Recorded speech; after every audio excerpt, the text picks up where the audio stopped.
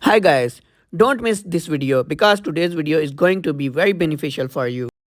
In this video, I will teach you best technique of rear hug lock. And if you want to learn properly, then you don't have to skip any part of this video. You also have to try this technique and let us know if it works or not. So let's start the technique. If someone grab you from the behind very tightly like this, then what should you do?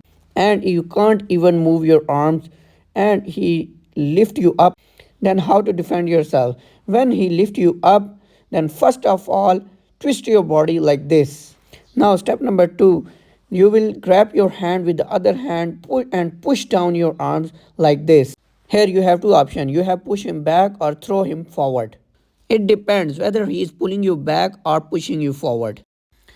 Guys, now we show you this technique from the other side because you may not have understood something correctly from the front side. So we show you from this side.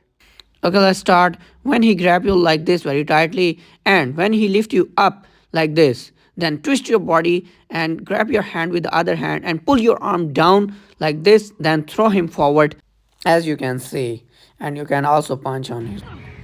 Guys, now we will show you this technique fast motion, how it will work.